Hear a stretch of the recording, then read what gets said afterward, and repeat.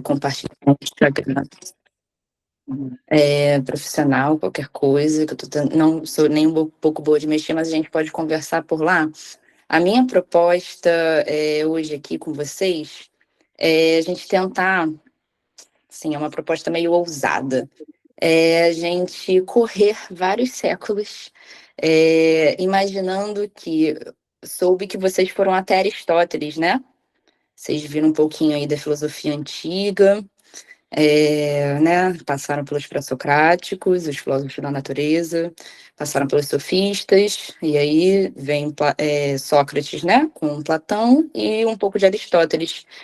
E todo esse período que a gente vai estudar hoje, assim como até hoje a gente, né, sabe que a presença da filosofia na filosofia antiga, né, especificamente a filosofia antiga do Aristóteles, né, essa questão que vem desde a Grécia Antiga é muito presente até hoje no Enem, seja pelo viés, né, da política, seja pelo viés da lógica, da estética, enfim, da ética, que pesa muito. E ela também, né, tem seus motivos de ser. Então, é uma filosofia muito influente que percorreu por vários séculos e até hoje tem as suas, né, seus fundamentos, as suas raízes e as suas formas de leitura. Então, a gente vai ter aí alguns encontros pela frente. A gente vai tentar abordar os principais temas que o Enem, né, tem uma tendência, assim, mesmo que colateralmente, ele vai puxando, ele vai pegando nesses lados. E é importante a gente entender e saber um pouco, né, do que foi a nossa história da humanidade ocidental. É isso, eu queria deixar aqui combinado com a gente. Não sei como é a forma que vocês gostam de fazer perguntas. Como eu estou tendo esse problema do online, aqui no computador, eu talvez não consiga ficar olhando o chat, tá? Então, eu vou pedir para a gente, né, quando tiver uma questão, quando tiver alguma situação, ver se eu pede para levantar a mão, que aí eu acho que eu levantando a mão eu consigo ver aqui. Ou então, a gente, no final, né, das explicações, eu perguntando, eu vou dar um momento para a gente, né, para vocês saber se está tudo bem, se vocês estão acompanhando, e qualquer coisa vocês perguntam. Show?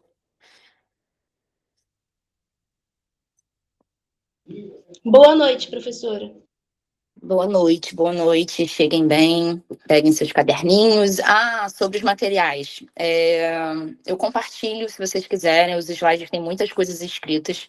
Eu não vou ler tanto o slide, eu vou me ater mais à explicação, que vai ter mais ou menos a mesma coisa que vai ter no slide, só que o slide é mais resumitivo, a gente vai servir aqui para um acompanhamento nosso. Aí eu compartilho com vocês, se vocês quiserem mais textos, temos muitos textos, filosofia, temos. Aí a gente pode, vocês vão me falando a demanda de vocês, tá? E eu vou passar as questõezinhas, separei um número de questões, e aí vocês vão fazendo a medida do que for necessário e tenho certeza que nosso caminho vai ser muito pleno. Vamos lá. Vamos falar hoje, então, um pouco sobre a filosofia helenística e a filosofia medieval. Eu vou remeter primeiro uma pergunta que talvez pode surgir. Não é muito claro, geralmente, quando a gente está falando de filosofia helenista, quem são esses helenos, né? Eu não sei se alguém aí já sabe, se no encontro de vocês, né, outros da filosofia, vocês já falaram. Mas o período helenístico, e aí a gente vai ter que remontar o que era a Hélade, né? Não sei se vocês sabem, mas Hélade era o nome ao qual os gregos, né, os povos que hoje a gente chama de grego, se denominavam. Então, quando a gente fala dos povos helenos, né, desses povos da Hélade, a gente está falando dos gregos, que, né, constituíam um arquipélago, como vocês já sabem, que tinha democracia, aquele rolê todo lá. Aí, o que acontece? O período naturalmente que a gente está ali vendo Sócrates, vendo Platão, vendo Aristóteles é posterior, certo? A gente está vendo eles conversarem mais ou menos no que a gente vai ter ali, o que a gente tem, né, como a ideia do auge ateniense. Quando a gente fala de auge, necessariamente a gente está vendo uma profusão, né, muito constante, muito que a gente poderia até chamar de um superlativo, né, da importância daquela cidade, da cidade de Atenas, para aquele mundo antigo. Isso lá no século V antes de Cristo. Depois desse auge só tem a queda. Então, assim, o sucesso da democracia ateniense ele é tão equivalente quanto à própria celeridade com a qual se deu a sua queda.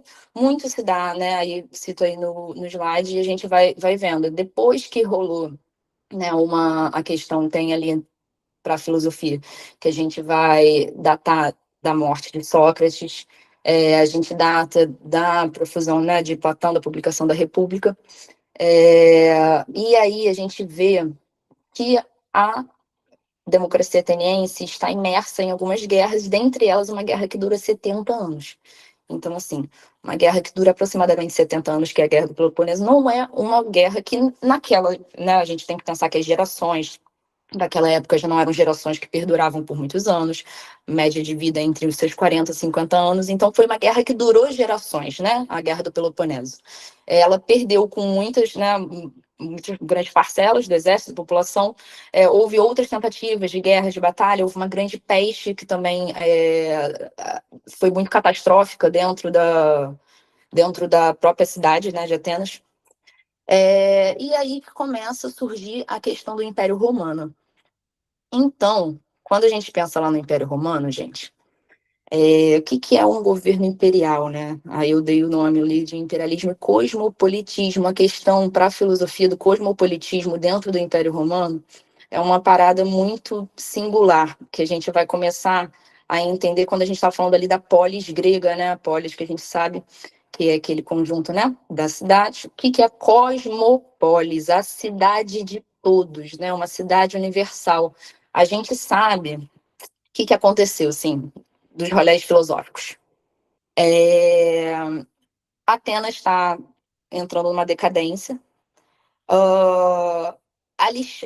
Começa, né, tem-se a guerra de Filipe II, que é pai de Alexandre o Grande. Né? Filipe II é um responsável por destruir uma coalizão entre Tebas e Atenas durante essa guerra e sucumbir essas cidades ao seu poder. Quando isso acontece, né, posteriormente ao seu império, vem o seu filho. E aí eu não sei se vocês sabem, mas um cara que foi professor de Alexandre o Grande se chamou Aristóteles, que é exatamente do mesmo cara que a gente está falando. O Aristóteles, ele dá aulas para Alexandre durante aproximadamente uns 6 anos. E aí depois, com alguns conflitos e outras coisas, ele está sendo de novo acusado de corromper, né, jovens, mais ou menos uma mesma, bem similar a uma acusação de heresia que rolou na morte de Sócrates, né, do que a gente vai chamar das ofensas aos deuses e da heresia, né, mas ele não foge, vai viver uma vida do exílio e morre de causas naturais depois de ter essa passagem aí na vida de Alexandre. E é muito importante essa passagem na vida do imperador, né, desse preceptor, que era o nome que se dava a esse tipo de professor, aonde ele vai divulgar um novo tipo de forma de entender e de se relacionar politicamente com o mundo, que o império é quem constrói, que é o seguinte, né?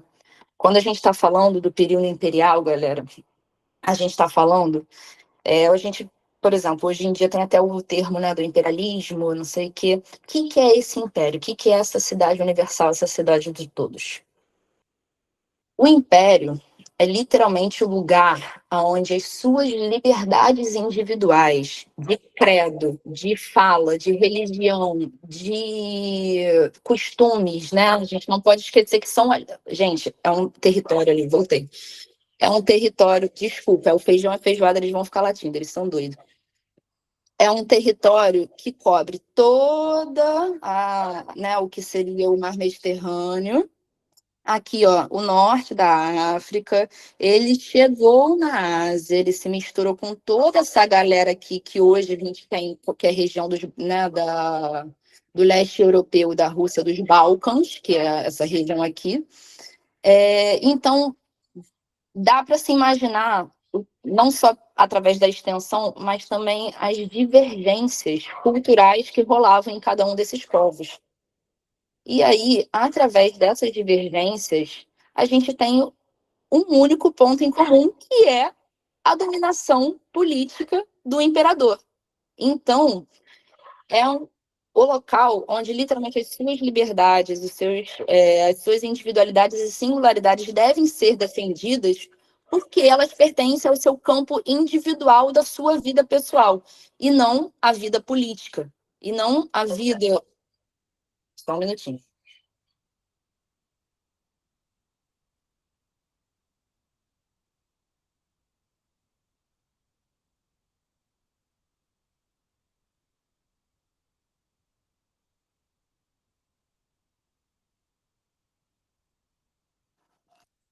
Desculpa, gente.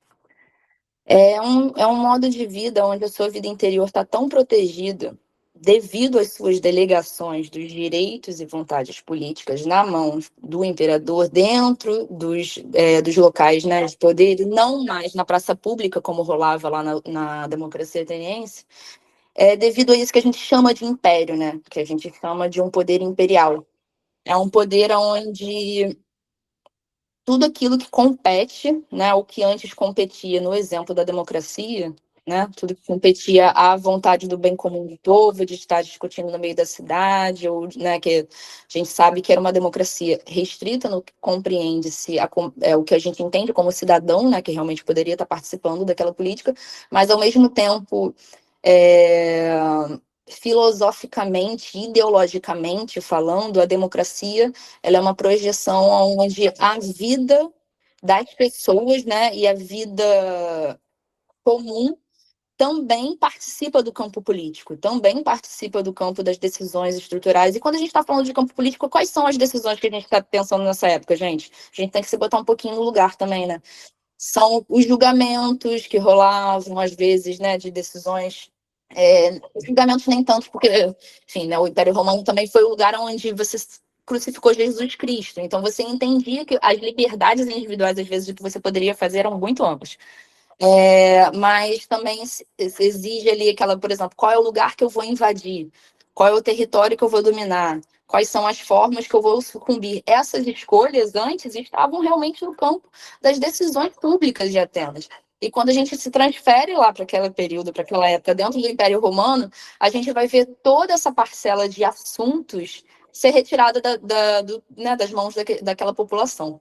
E é aí que eu entro, então, com as filosofias que emergiram nesse período que a gente vai chamar do período helenístico. Essas filosofias que são ali, né, bem individualistas, que se refletem sobre as morais e os valores do bem comum. Por quê? Porque, então, eu preciso, já que o meu campo da política e das decisões foi retirado, me refletir para a minha própria vida, para a minha vida pessoal. É uma época que, assim como a gente sabe, né, foi muito influenciada por Aristóteles e por Platão. Então, eu tenho também essa reflexão sobre o meu lado ético, né, o meu lado do que a gente entendia pela excelência do ser, que o Carlos Caires Ágatos, né, ou então essa questão de como aí eu venho, volto, né? São filosofias que receberam muita influência também do oriental, também do ascetismo oriental. Então, essas interferências filosóficas, ideológicas, políticas não, política não tá, mas essas interferências da religião, das filosofias, dos textos, dos enigmas, das escrituras matemáticas, das formas de você compreender a estrutura da realidade e de você entender, né, essa realidade, você enquanto indivíduo, enquanto uma pessoa, começam a ser questionadas e começam assim, então a desenvolver uma série de filosofias e muitas foram perdidas. A gente permanece, né, com 4 principais, que historicamente a gente acaba aprendendo aqui no campo da filosofia, né, do escolar, mas elas são muito interessantes e elas precisam ser compreendidas dentro desse contexto, aonde elas são entendidas, principalmente, isso é muito importante, essa palavra é importante, um sistema fechado, elas não são sistemáticas, elas são sistemas. Quando a gente está falando, por exemplo, lá na biologia, do sistema respiratório, do sistema do ciclo lá, da água, não sei o quê, do corpo humano, cada um desses fatores e cada um dos órgãos, cada um dos fluxos de líquidos, de gases, vai ser importante para completar um ciclo. E esse ciclo só vai fazer sentido dentro do campo, por exemplo, que a gente está dando da biologia. Eu posso rezar, eu posso orar, eu posso pedir a todos os deuses, mas se eu não beber água, eu vou ficar desidratado. E não adianta eu querer fazer algo distinto à biologia, o corpo humano, a nossa física própria, né, nossa comum, ela vai nos exigir uma série de necessidades, as quais, dentro daquelas necessidades, eu preciso entender aonde isso vai, como eu diria, aonde isso vai refletir, no sentido de, no momento que eu teço certas determinações e certas escolhas, algumas escolhas, elas vão gerar certos resultados. Então, dentro dessa compreensão, quando eu entendo o que é um sistema, né, galera? Quando eu entendo o que é um sistema de linguística, um sistema biológico, eu não vou poder não delimitar ele a ele mesmo. Então, eu entendo ele como um ciclo fechado. E, a partir disso, cada uma dessas 4 filosofias que vão aparecer aqui, tá? Cada uma dessas 4 filosofias que a gente vai ver, os estoicos, os epicuristas, os cínicos e os céticos, elas possuem, isso para mim é brilhante, eu adoro filosofia, elas possuem uma característica que cada uma delas vai pensar 3 estruturas principais, que é a física, o logos, né? Que aí depois, somente nesse período, eu vou começar também a relacionar esse logos com algo próximo à razão, né? A lógica, a retórica, que são nomes que a gente vai ver mais lá na frente, e propriamente o mundo filosófico, né? O mundo dos porquês, das investigações das causas, das investigações das finalidades daquilo. Então, eu tenho uma forma física, né, uma forma natural, muito bem definida em cada uma dessas 4 filosofias e das outras também que estavam dentro desses sistemas das doutrinas, né, que a gente chama.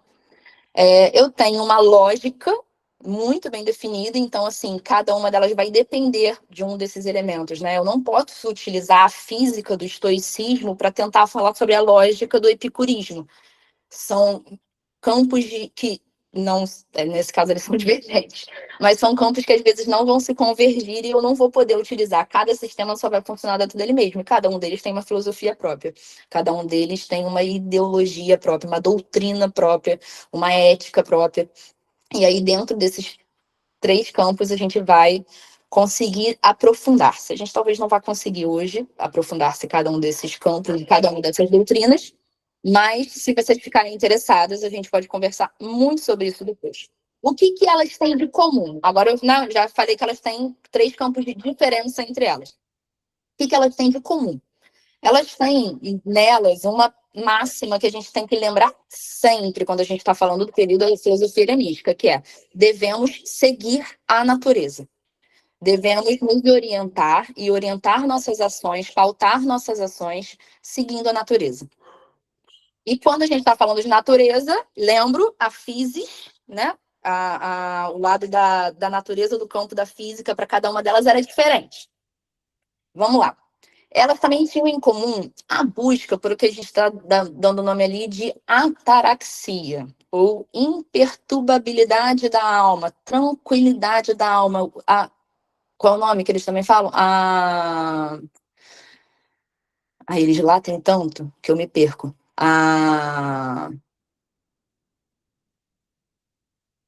Não é calma, não. Daqui a pouco eu lembro. Enfim. Vamos especificamente a cada uma dessas doutrinas e tentar falar um pouco dessa ataraxia, né, dentro delas. Eu vou começar com a mais influente, que foi também a que deu um pontapé inicial e a qual se discutiu muitos tempos depois, junto com os cínicos, que também foram bem anteriores. Mas o que a gente vai pensar, então, sobre essa ataraxia, que tem muito a ver com aquele lado que eu estava falando, lá do ascetismo, de uma evolução, né? Quando a gente fala dos ideais ascéticos, né? A gente fala de uma evolução espiritual, qual é o nome? O apaziguamento da dor, e não no sentido de né, do tipo, não, só não vou sofrer, não.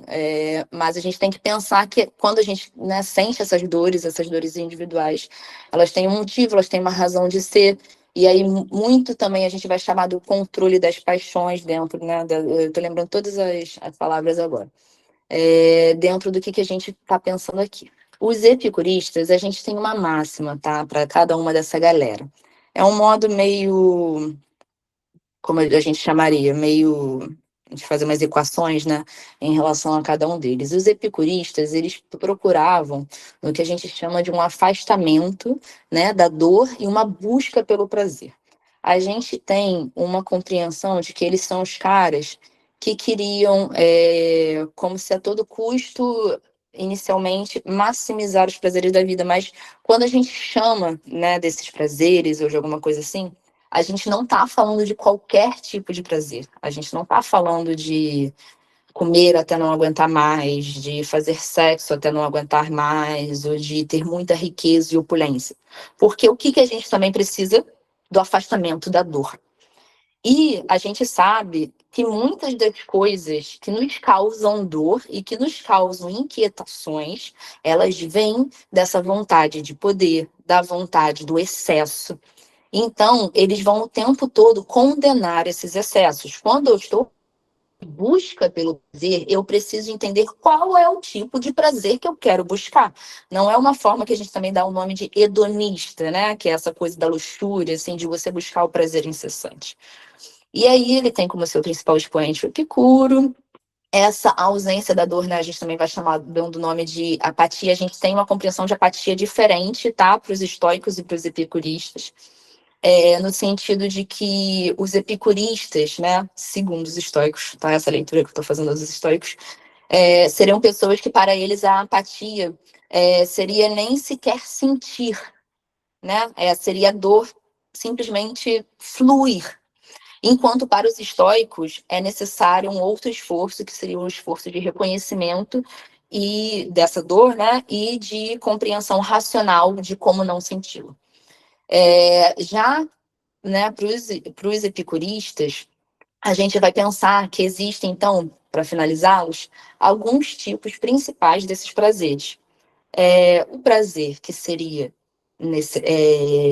necessário. E aí, quando a gente volta, eu volto lá para aquele lado, da gente beber água, da gente ir no banheiro, da gente comer. Quando a gente está falando de prazeres necessários, é bem isso. O que é necessário à manutenção da vida? Então, quais são os tipos de prazeres necessários? E os prazeres naturais. E aí, quando a gente está falando de naturais, a gente tem que pensar que tem os não naturais, né? Que hoje a gente dá um nome de artificial. Mas aí seriam isso, assim, prazeres da convenção humana, prazeres como a opulência, né? A luxúria, o glamour, enfim. E aí, dentro disso, a gente vai desenvolver também os outros, né? Que seriam os prazeres não necessários e os não naturais. E há os não naturais e não necessários. Então, eu tenho dois campos: natural, barra artificial, necessários, não necessários, e a união dos dois, não necessários e não naturais. E aí a gente vai e pode fazer escalonar e fazer uma hierarquia inteira sobre o que são esses prazeres e como obtê-los. Num resumão, eles vão dizer que o tempo de reflexão, né, então o tempo destinado a isso que a gente está tendo a reflexão, a filosofia, a liberdade e a amizade. Então, os epicuristas prezavam esses prazeres. Os estoicos, vamos lá, estamos acompanhando. Vou finalizar as 4 correntes e aí a gente dá um tempinho de perguntas. Tranquilo? Os estoicos, eles são rivais, alguns, né, mas são rivais diretos dos epicuristas. Eles vão dizer que é o seguinte: essas nossas dores, essas nossas formas de sentir, né, os flagelos da humanidade, eles são muito causados, principalmente, por termos a mania incessante de querer agir sobre aquilo que não é da nossa responsabilidade, da nossa possibilidade de agência. Ou seja, temos ali uma natureza para os epicuristas, que é a natureza das necessidades. Para os estoicos, a natureza ela pode ser diferenciada entre aquilo que é da sua responsabilidade e aquilo que não é da sua responsabilidade, que você não tem como agir. Então, se você não tem como agir sobre a morte, né? Se você não tem como agir sobre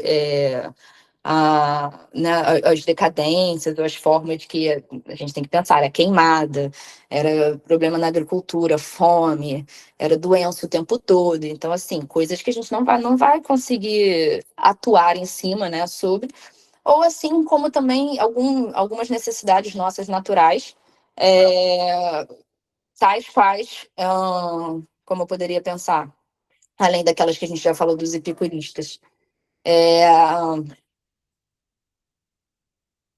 eu só consigo pensar na morte, tadinhos dele. As amizades. Eles têm uma versão diferente das amizades também pros epicuristas.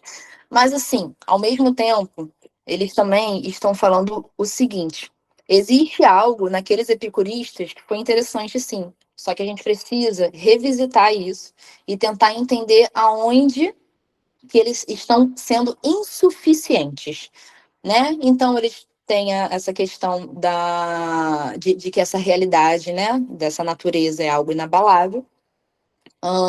A gente precisa se resignar, a gente precisa aceitar o que acontece. A física deles é interessantíssima, eles são muito utilizados para depois a gente ver ali os medievais, até Nietzsche se baseia muito nos estoicos para fazer também as suas compreensões né, da conflagração do mundo, do flagelo de forças. Eles tinham uma versão um pouco mais diferente sobre os epicuristas. Para os epicuristas as coisas são meio do que tipo são imanentes, né? Não sei se vocês compreendem o que é essa palavra, mas tudo sempre foi, sempre é e sempre será. Não há algo ao qual a gente tenha que ter de movimento dentro desse sentido do mundo, porque ele simplesmente é. Então, se você morre para os epicuristas, você morreu, você não vai ter como agir sobre a sua morte, então não há por que se preocupar. Se você está preocupado com seu além-vida, né, para um epicurista, provavelmente você não deveria estar, porque você não está lá agora, então a coisa é do agora, né? E para os estoicos, as coisas, elas são conflituosas e existe um conflito de forças o tempo todo que está fazendo com que o mundo entre em disputa e aí essas disputas, elas o tempo todo vão ser sempre as mesmas, até que tudo se... É meio que uma visão até meio... o que a gente chama de... Hoje em dia a gente vai denominar como os apocalípticos, né? Só que é apocatéticos. Posso pegar o nome depois para vocês. E aí, essa física super interessante vai nos dar essa visão de mundo onde existem coisas que simplesmente a gente não pode agir. Então, resta nos preocupar-nos com aquilo ao qual nós podemos agir. Se nós conseguimos refletir e agir sobre alguma coisa, a gente deve buscar através da razão, né? E aí que o logos, que é uma palavra que a gente está vendo desde lá de trás, desde Heráclito, desde Parmênides, é aí que o Logos, especificamente nessa parte do mundo, tá, gente? Lá no Ocidente, que o Logos começa a ser articulado com a ideia de razão. Então, a gente articula Logos com raciocínio, com razão, que é uma coisa interior humana, a partir desse dado histórico. Então, assim, existem coisas que não sempre foram na filosofia, e entre elas está essa articulação que a gente tem hoje de Logos como palavra, que também vai ser reformulada lá para os medievos, que a gente, se Deus quiser, vai conseguir ver ainda hoje. E aí, essa razão, né, dos estoicos, esse logos, que é tudo estrutura a realidade, né? O logos é uma força que ele é estruturante e também representa essa estrutura do que a gente tem como real. Ele deve ser utilizado, né, dessa forma a nos afastar, né, das nossas dores e a gente entender que as nossas dores, elas vêm dessa nossa vontade, né, de não querer agir, quer dizer, de querer sempre agir sobre aquilo que não é da nossa competência. E aí existem, assim, exemplinhos até meio, qual é o nome daquilo? Figurativos, né? que, por exemplo, tem uma pessoa, né, isso Cine que escreve, tem um homem que caminha, como eu falei, muitas queimadas, vulcões, que caminha sem fuligens para fora de sua cidade natal. Ele é indagado no meio da rua, né? Poxa, o que aconteceu? Como é que foi? E aí, qual seria o princípio estoico, né? Esse homem que está saindo, né, de um grande incêndio que rolou na sua cidade, ele perdeu sua casa, ele perdeu sua mulher, ele perdeu seus filhos, ele perdeu seus animais, ele perdeu a sua cidade, perdeu, né, o seu... E aí, olha a inversão, quase que, como eu diria, quase que total, né, do que era a democracia ateniense, no sentido de você... Os estrangeiros, né, eram das cidades estrangeiras e você era ateniense, sendo nascido em ateniense, não sei o quê. E aí, já aí nesse dado estoico, a gente simplesmente vê um cara que perdeu tudo e só continuou com com o seu próprio corpo, né? E aí ele pergunta por que você não está sofrendo, por que não tem esse motivo para chorar, não sei o que. E ele fala que simplesmente tudo que lhe pertence, ele já tem. Tudo que lhe pertence, tudo que lhe é da sua competência, da sua propriedade no mundo, ele não perdeu. E aí você volta para aquele ideal quase que, né, máximo do tipo, você só tem você e a sua razão, né? O seu corpo, a sua mente.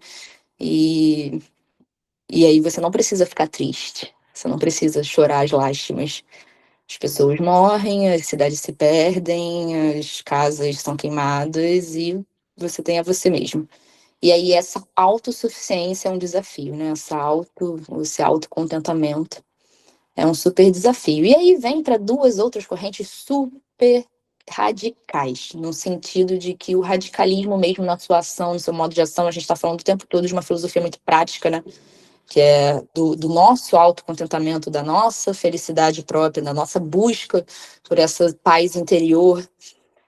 Os cínicos são marcados principalmente pela figura de Diógenes, né? Tem uma anedota interessante, que tem a ver com o fato de que, assim, eles são muito pintados, e aí volto, cínicos, né? Vem desse nome. Não sei se vocês já viram do que sinos, né? Cinéfilo, não, qual o nome daquelas pessoas que faz negócio com cachorro, né? Esqueci totalmente o nome das coisas. Eles vêm desse mesmo radical, né? Do canino, né? Dos canídeos. E aí o Diógenes é chamado de o cão, né? Então são pessoas que, nesse sentido da natureza, volto, todos eles queriam seguir a natureza. Eles colocaram um fator que é nosso natural, de que nós somos animais, como a hierarquia máxima dessa natureza. E aí, a partir desse modo, desse método, a gente entende que existe uma coisa muito peculiar, que é o ser humano, que é a seguinte coisa: a gente tem convenções. A gente tem convenções de Estado, de leis, de palavras, de linguagem. A gente tem roupas, a gente tem horário, a gente tem dia. E isso tudo são convenções humanas, porque para o animal, né, pro animal que só precisa literalmente se alimentar, reproduzir, ter essa vontade de sobrevivência, nada disso é necessário. Então, quando a gente está vendo as nossas, né, imposições da convenção social humana, a gente vê os nossos grandes motivos de dores, a gente vê as nossas perturbações, as nossas inquietações, e aí eles vão negar tudo isso. Então, para eles, a gente tem essas anedotas de que eram pessoas que são anedotas mesmo, gente. São, assim, questões que o povo narra, os escritos se mantêm, permanecem, e a gente sabe que o Império Romano era o império que dava liberdades individuais a todo mundo. Então, assim, não é mentira que isso realmente aconteceu. Aí tem as questões de que Diógenes morava dentro do barril, aí tem a questão de que eram pessoas que andavam nuas, de que iam para festas vestidos a qualquer modo, de que viviam na rua, transando no meio da rua quando dava vontade, de que mijavam nos lugares onde dava vontade.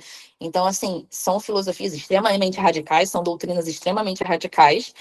A precisão histórica de tudo isso, ela é afirmada através dos autores, mas ao mesmo tempo são coisas que para nós pode parecer surpreendente, mas volto a dizer, no local onde aconteceu, na extensão de território, no momento político onde isso aconteceu, isso de fato foi uma forma, né, de viver a vida, de ter um modo de vida, e que era uma forma que o Estado e a política estava nem aí se você estava fazendo isso, está tudo certo.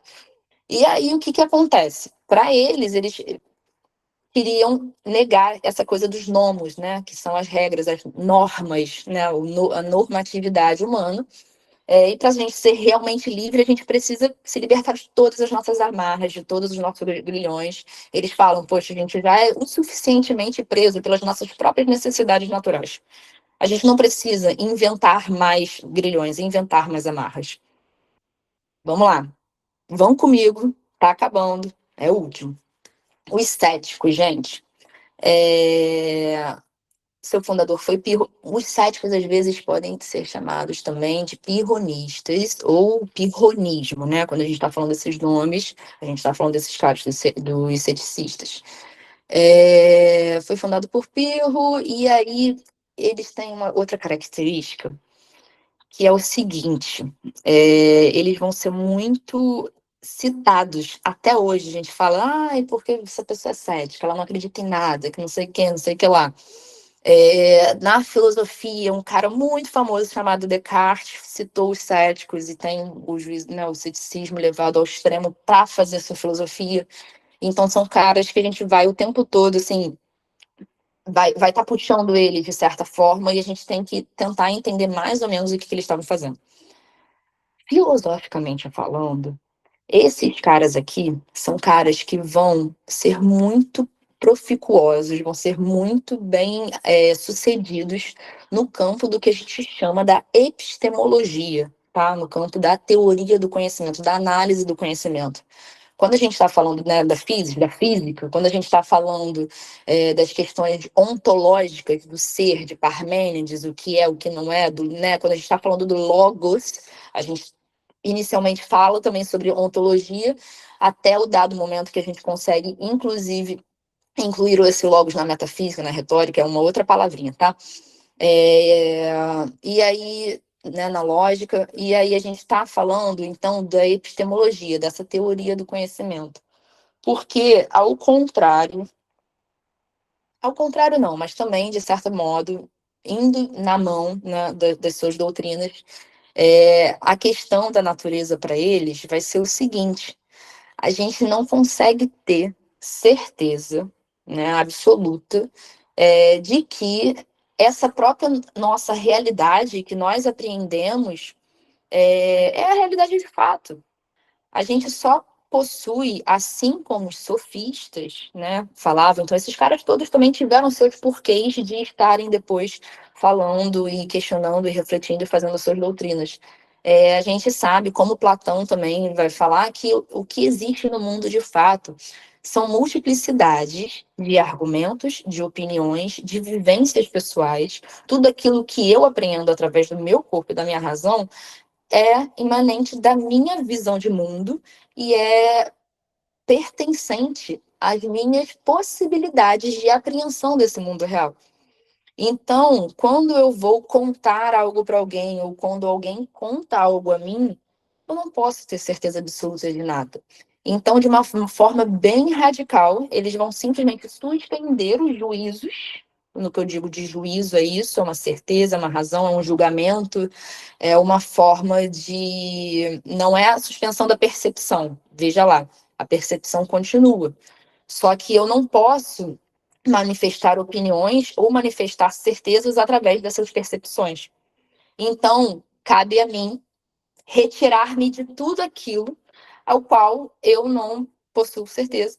E nesse sentido, eu ganho muito mais paz interior, eu ganho muito mais tranquilidade, não só por estar apartado, né, de todas essas inquietações intelectuais que nos, né, causam tanta aflição, mas também porque isso vai me causar uma independência em relação a esse mundo que está o tempo todo acontecendo. Lembra lá dos históricos que a gente está falando? Que eles estão falando do tipo, ah, não, você só pode mexer naquilo que é da sua responsabilidade, tudo aquilo que acontece a você, tudo aquilo que é exterior, externo, não é da sua responsabilidade.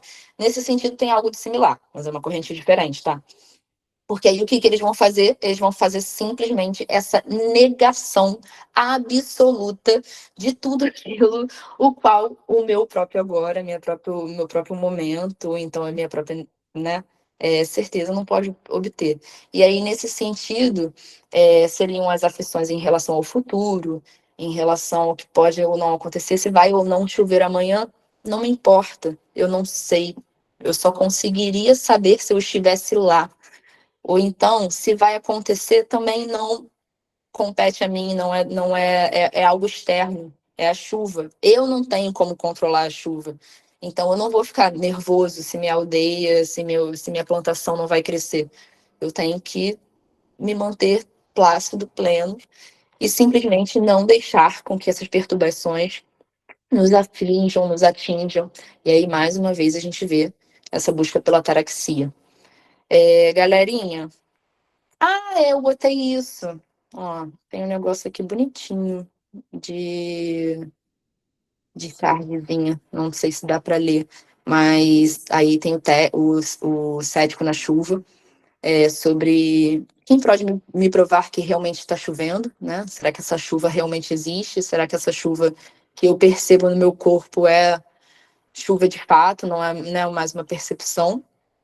É, o cínico. Apenas um tolo carrega um guarda-chuva, né? Afinal, eu sou cínico, eu sou tal qual o animal tão elevado, uma pessoa que não precisa estar, né, sujeita a convenções sociais. O estoico, infelizmente, não consigo mudar o clima, né? Que é essa total falta de conexão com a sua própria possibilidade de agir total falta de responsabilidade sobre as suas formas as formas com as quais o mundo não. Ai, nossa, tá difícil elaborar uma frase. Total falta de responsabilidade com aquilo que não é da sua agência e da sua forma de estar diante do mundo, né, de construir o mundo. E os epicuristas, né, curtindo com prazer as pocinhas. Galera, a gente veria El Medievo, mas eu acho que a gente pode partir, talvez, para tentar ou fazer uma questão ou apenas iniciar. E tem um tempo para perguntas também, tá? Vou abrir para perguntas para a gente finalizar esse. Alguém quer perguntar, quer abrir o microfone? Vou beber uma água que eu já não estou nem raciocinando, gente.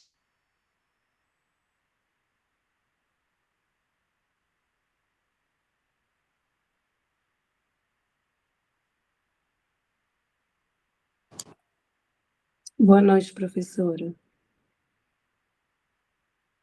Eu gostaria de questões, né, para a gente treinar. Vamos para questões. Ó, não sei se eu vou conseguir compartilhar aqui. Ok. Alguém tem uma pergunta? Deixa eu ver se eu consigo abrir o chat. Eu não tô conseguindo assistir não, enxergar uma parte ali do quadro de cima.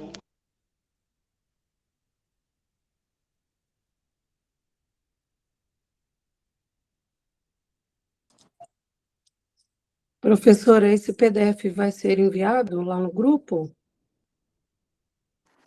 Eu posso enviar sim. Eu estou tentando ver. Não, eu tenho que parar esse compartilhamento para começar o outro. Tá.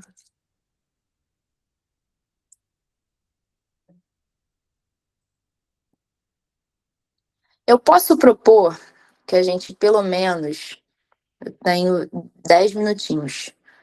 As questões são rápidas, a gente consegue resolver aqui. A gente faz aqui 2 questõezinhas, e aí a gente dá uma olhadinha aqui no que vai ser a próxima aula, pode ser? Só para... Tá ótimo. Deixa eu tentar parar aqui o... Eu acho que assim vai.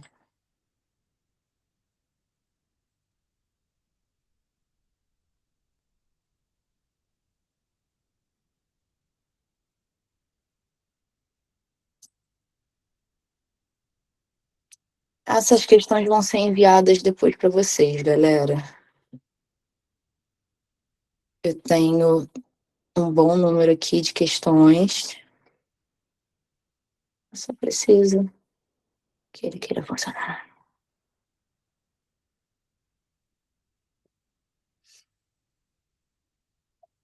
Vamos lá. Vocês conseguem ler? Sim. Vou ler com vocês.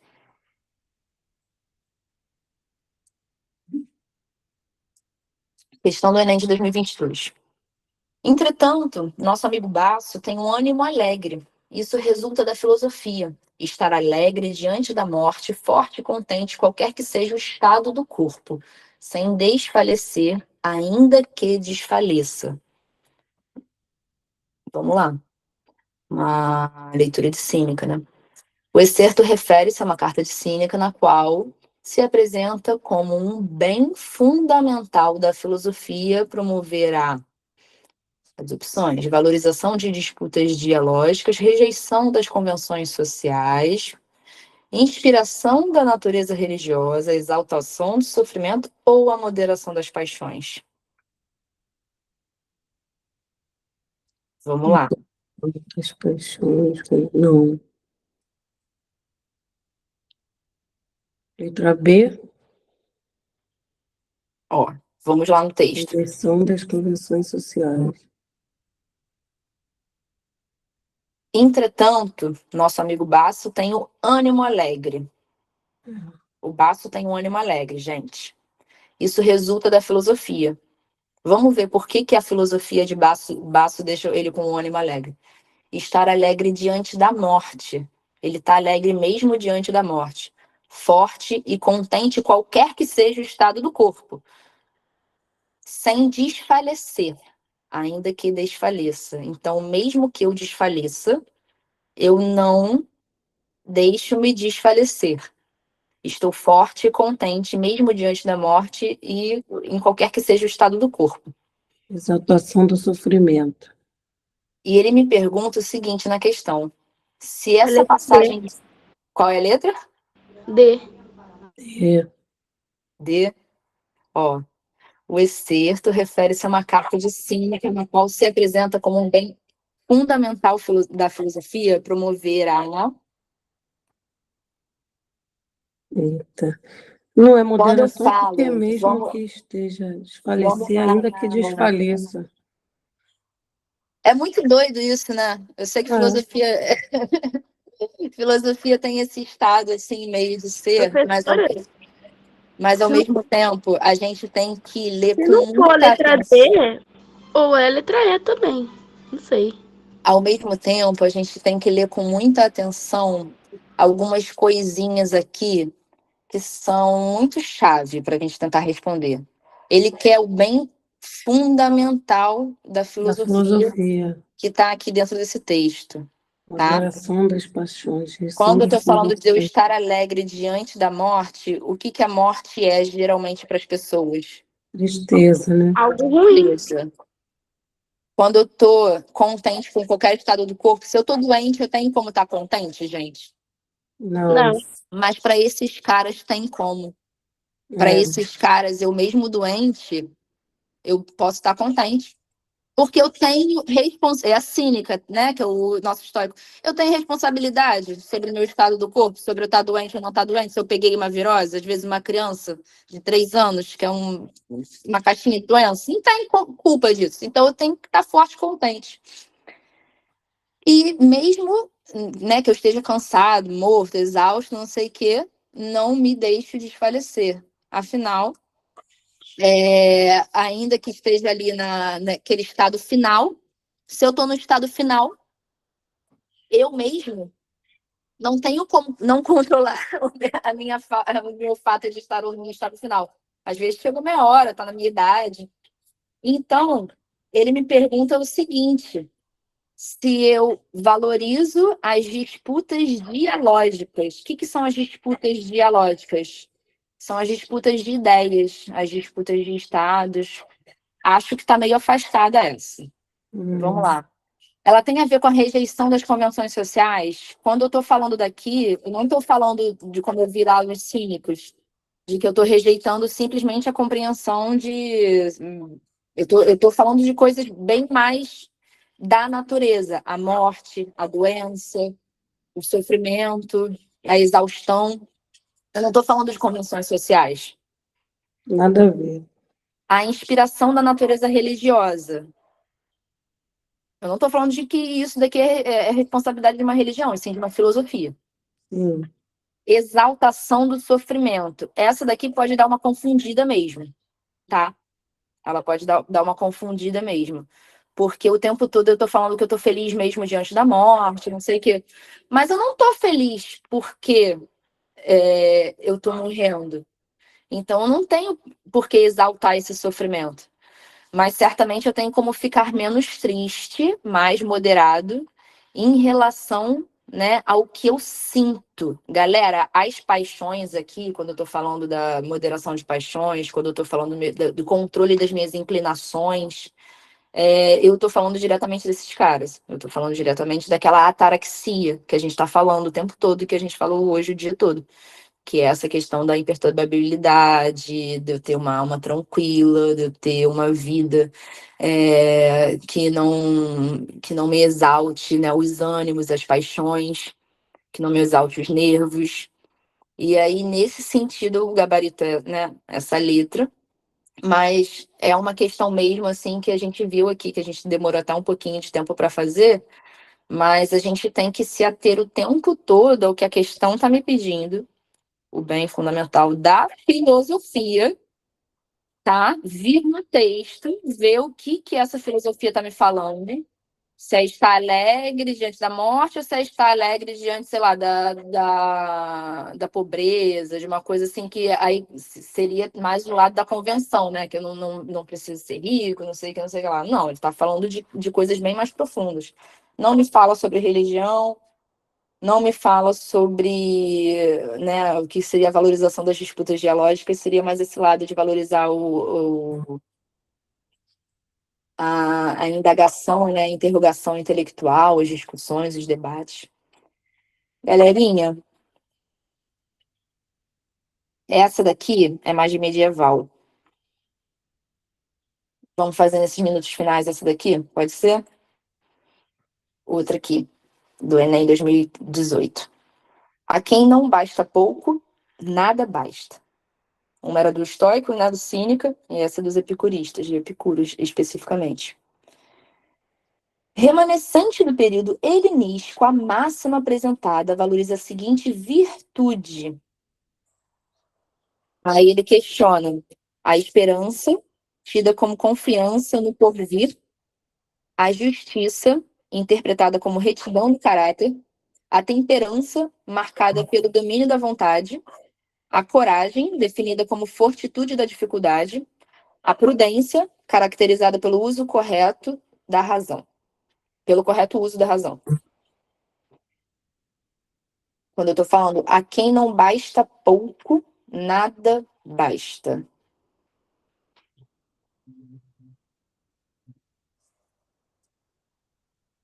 E não basta. Nada basta. Temperança, coragem, fortitude, dificuldade. Quem não basta, nada basta.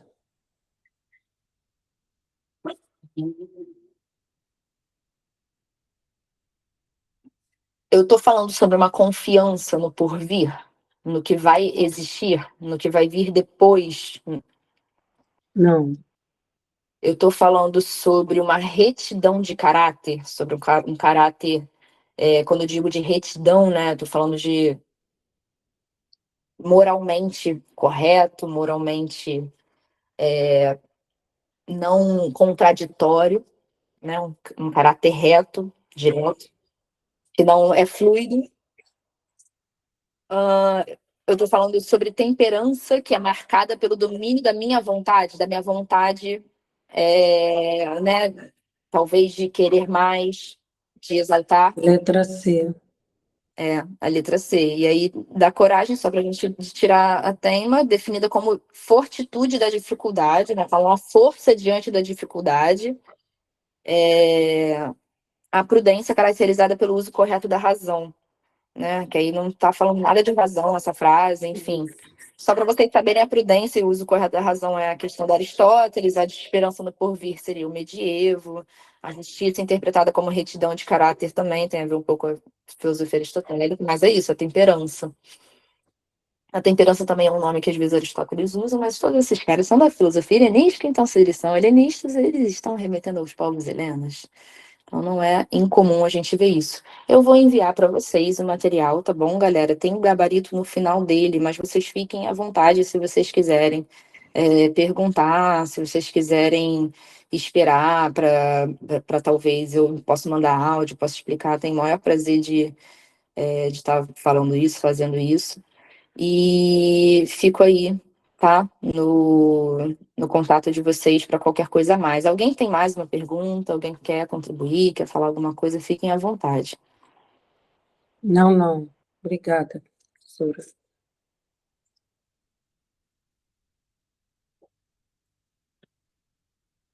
Então é isso aí, deixo vocês, galera. Boa noite. Perfeito, Abraços. professora. Boa noite. Boa noite. Boa noite.